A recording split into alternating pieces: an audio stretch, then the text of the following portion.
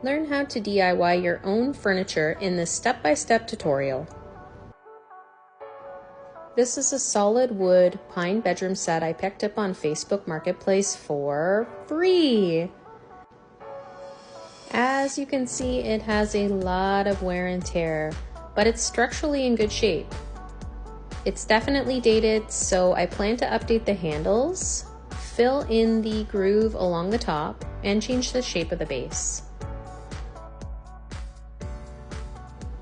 I start by removing all the drawers, including some pieces like these granny panties. Then I check the bit I need to remove the handles, set up my drill, and get to work.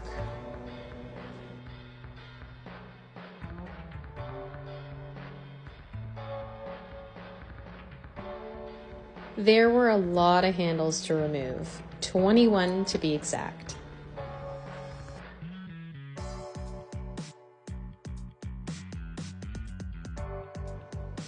Next, I measured the existing holes to see if I could find new handles that would fit. I looked on Amazon, but unfortunately I couldn't find the size I needed, so I decided just to purchase the handles I liked best with the intention of drilling new holes. At this point, I created my mood board to map out my vision for this set, and then I got to work. I started by filling the existing hardware holes. I put tape on the backs of the holes so when I filled them, the Bondo wouldn't ooze out. I then cleaned the drawer faces because under the handles, they were pretty grimy.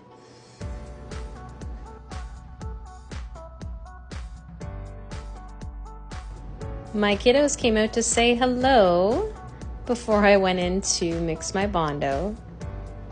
This is a 2-part body filler that I love because it doesn't shrink or crack. It's very, very durable and very easy to work with.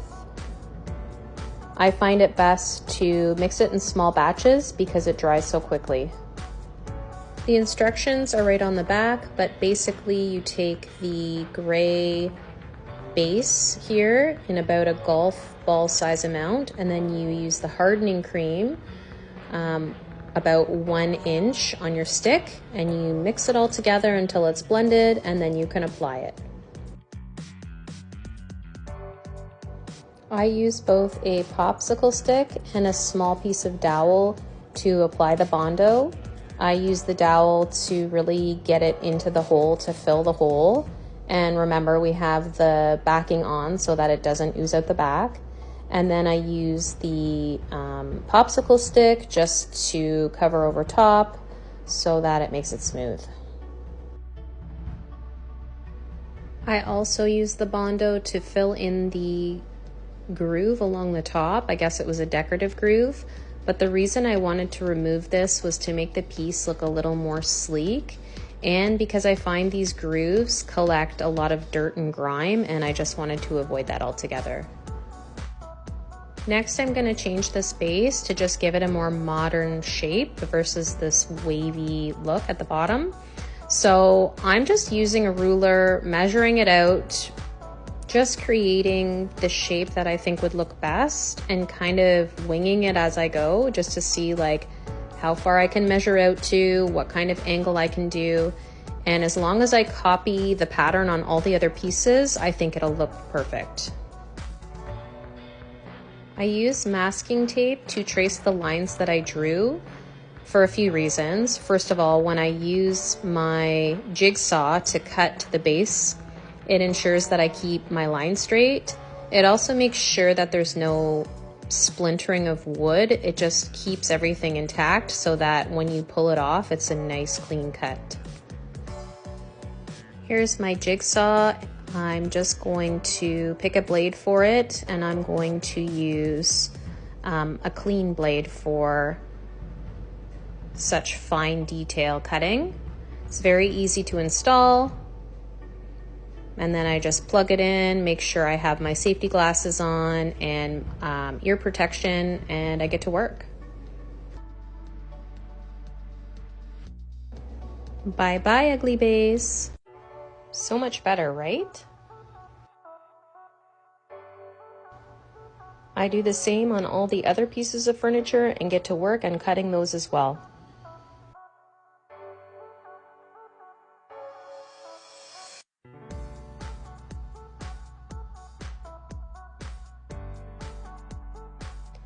It definitely takes some MacGyvering around, but it's definitely possible to do this all by yourself. And here's all that's left over.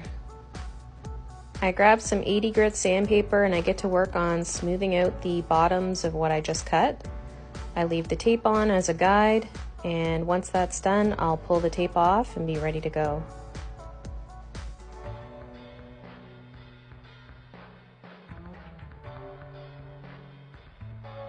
It turned out perfect. I am really happy with the shape, and here is what the piece looks like before we get to work on sanding it all down. So again, using 80 grit sandpaper, I just get to work on every surface of this piece. As you can see, the Bondo really gunks up the sandpaper, so I usually just focus on sanding the bondoed areas first. A lot of furniture that I'm gonna paint, I just scuff sand, but because this set is pine and it's very soft wood and very damaged, I find sanding it right down to bare wood gets out every scratch, every dent, so I have to do literally no repair work after. I fill any gaps with wood filler and then use 120 grit sandpaper to sand the edges. I then use 220 grit fine sandpaper to go over the entire piece to make sure it's nice and smooth.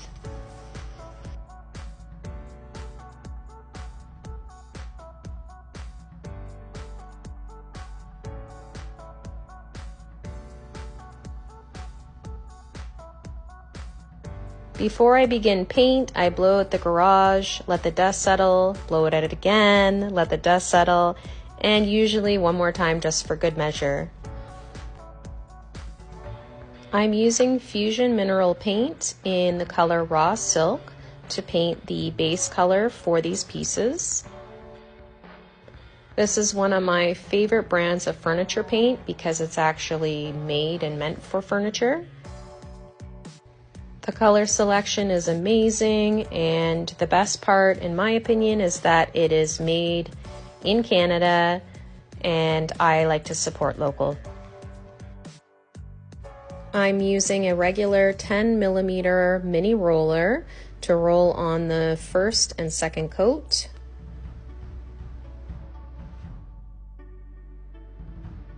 The first coat is pretty slow because the wood absorbs so much of the paint, but as you can see, for white paint, this is really great coverage.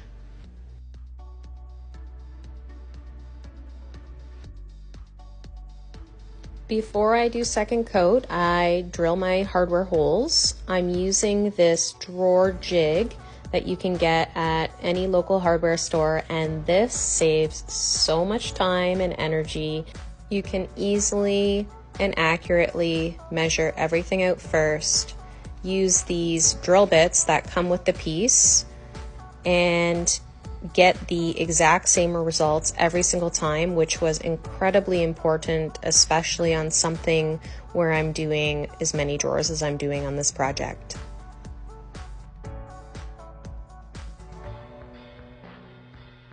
I take some time now to repair some of the drawer sliders that had come loose or fallen off.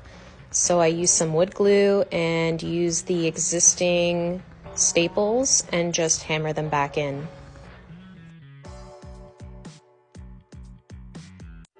I'm getting ready to do the second coat on this bedroom set, and I'm going to show you how I save my paint trays.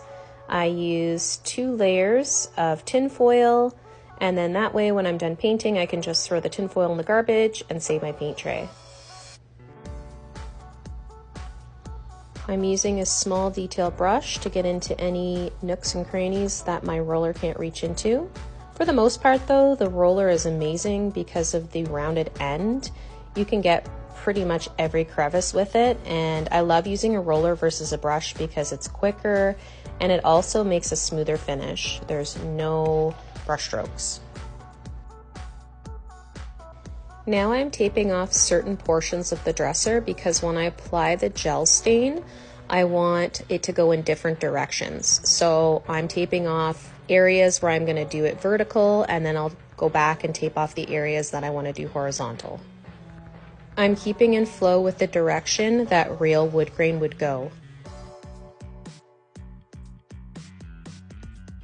I'm using Varathane's gel stain in dark walnut to create the faux wood finish. The technique is actually quite simple, it's just time consuming. I use a regular synthetic brush to apply the gel stain in the direction I want to go, and then use a broom head from the dollar store to continue brush back and forth to achieve the desired look. You have about 10 minutes to work with the gel stain before it starts to get clumpy, so it's enough time to really get the type of lines you want to achieve. I pull off the painter's tape slowly after the application. Definitely between coats and putting on painter's tape, you want to wait a solid 3 days for this gel stain to dry. This is one of the most common pitfalls when I hear about people refinishing their projects, is not allowing enough dry time for an oil-based paint or stain. Here I am again, just showing how to do the technique on a drawer face. I use a smaller brush for smaller areas like edges and little details. It takes me quite a bit of time to perfect it the way I want it to look, but as you can see, it's definitely worth the time. Then here you can see that I applied the painter's tape the opposite way once the other gel stain had dried, to do the process all over again, but running the wood grain in the other direction.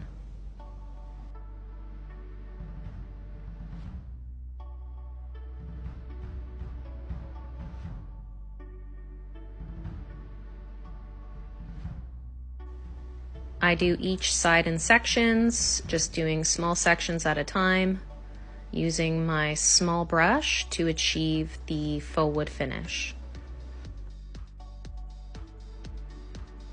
Again, before the gel stain dries, I peel off my tape, touch up a few spots, and then allow a good 3 days for everything to dry. Now what feels like the best part, because I've put so much time and energy into this piece, is getting the new handles attached. The screws that they gave me with the hardware weren't the right length, so I went to my local hardware store where they helped me out. I put everything back together, set it all up, and here it is, guys. Can you believe the difference? It's hard to even remember what it looked like before after seeing it now. So this is how you create a faux wood finish, also known as the Pottery barn technique. Let me know in the comments below if you have any questions with any of the steps. I would be very happy to help you. The idea is to keep good quality furniture out of the landfill, giving it new life, helping to revive your home and make it feel like a safe and warm and welcoming space. Like this post, follow along, subscribe to see more furniture flips.